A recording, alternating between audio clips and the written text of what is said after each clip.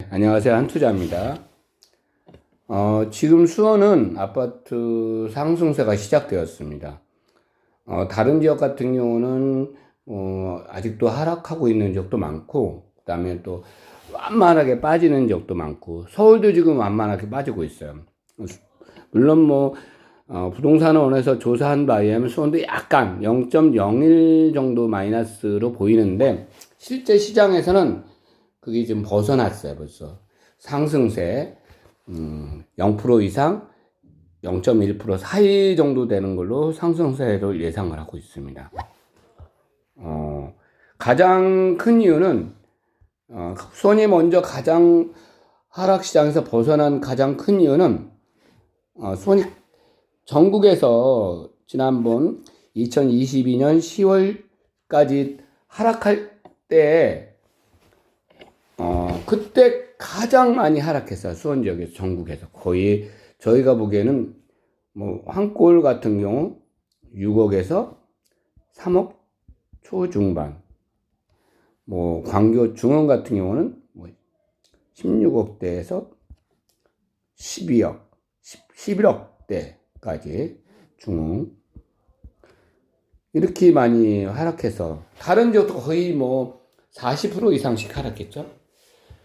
이유는 전세금이 그 당시에 굉장히 입주 물량이 많았기 때문에 2022년도에 거의 1만 세대 이상 입주를 시작했거든요. 그래갖고 전세 가격이 전국에서 가장 많이 하락한 상태였죠. 그다음에 이제 기타 전쟁 문제, 경기 문제 등등 한꺼번에 이게 다 엮여 있어갖고 대출 이자 폭등한 거 이런 거 엮여 있어갖고 합쳐서 이제 엄청나게 하락하는데, 지표상으로는 그렇게 하락된 것 같이 나오진 않아요.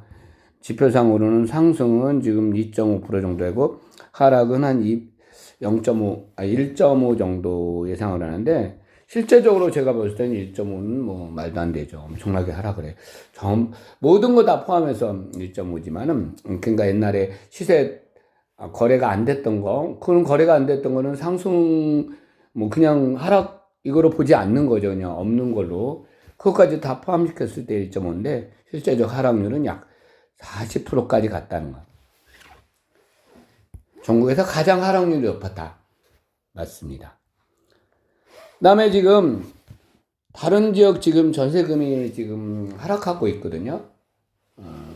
서울 같은 경우도 하락률이 저번에 봤을 때도 거의 한 0.1% 정도? 근데 수원은 지금 0.25% 정도 상승을 하고 있어요. 영통구 같은 경우는.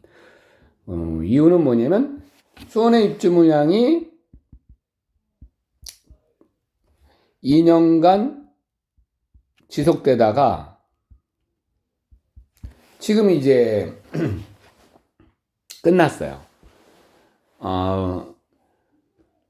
영덕동에 있는 제일풍경채가 이제 1월 말로 입주가 끝났고, 다음에 이제 북수원의 넥스비아가 한 3월 정도 되면 거의 사라질 거고, 2월부터 입주를 시작하니까. 근데 이제 북수원 쪽은 이제 이 영통구나 팔달구 쪽으로는 크게 영향을 주지는 않습니다. 이제 권성구 쪽이나 다른 일부 지금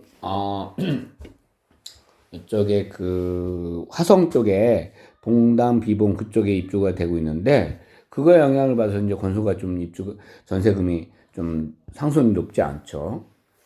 그래서 어쨌든 수원 전체로 봤을 때는, 특히 영통구로 봤을 때는 전세금이 전국에서 가장 높다 이 말이에요. 전세금 상승률이. 그럼 지표상으로 여러분들이 많이 봤어요. 부동산 안에서도 봤고, 부동산원에서 매주 계산해서 이렇게 발표하는 자료도 봤고, 그 다음에 KB에서도 매주 발표하는 자료 있지 않습니까? 거기서도 봤고, 동동 많이 봤어요. 두 번째 이유로는 지금 신생아 특례 디딤돌 대출. 이게 수원이 가장 해당되는 아파트가 많습니다. 9억 이하에 되거든요. 지금 기본적으로 대출 요건이 9억 이하에 돼요. 근데 서울은 9억 넘어가는 굉장히 많죠. 저 멀리 쪽에 있는 것만 9억 이하고, 대부분의 지역이 다 9억이, 평균 10억이니까. 전용 면적 8억 이하. 그래서 만약에 뭐 지방 같은 경우는 해당이 좀 그런 게 뭐냐면 전용면적 8호 이하에 뭐 한 뭐 5억 이하 되겠죠. 4억이면 뭐 대출액에 크게 영향을 주는 아파트가 아니에요. 수원 같은 경우는 뭐 7억 8억이다 이 말이에요. 대출이 만약에 4억을 3억 4억을 받는다. 이자가 굉장히 낮으니까 대출이 영향을 주고 있죠. 수원 지역이 가장 신생아 출산 가구의 주거 안정에 의한 구입자금 대출로 가장 적당하다 현재 봤을 때 그렇게 보입니다. 그래서 수원 지역에 해당이 가장 구입하기 적당한 가격이다. 그 다음에 가격을 여기 영통의 에드파크거든요. 예전에 거의 뭐 5억대까지 갔다가 2006년도입니다. 그게. 그다가 가격이 뭐 좀 완만하게 움직여 입주 물량이 많았거든요. 2010년도에 굉장히 입주 물량이 많아갖고 안 오르고 있었거든요. 안 오고 계속 전세금하고 매매금이 거의 동일했어요. 거의 수원 지역 같은 경우는 뭐 거의 뭐 이런 그 여기 에드파크 같은 경우도 한 뭐 90%까지 넘어갔죠. 완전 전세금과 매매금 차이가.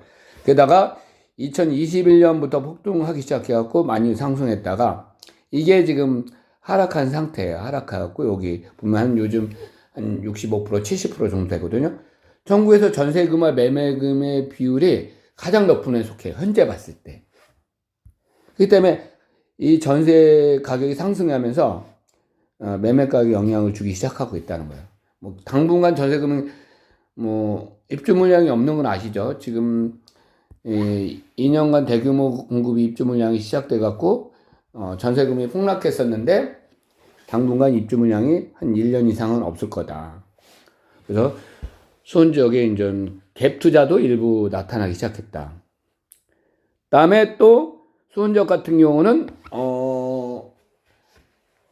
대부분이 노후된 도시예요. 그래갖고 뭐 이번에 노후도시 특별법에 의해서 적용되는 대상 중에 수원이 굉장히 많아요. 뭐 영통동, 그 다음에 뭐 메탄동, 정자동, 기타 지역들도 대부분이 거기에 해당될 수 있습니다. 그러니까 이제 하락하는 데 있어서 어느 정도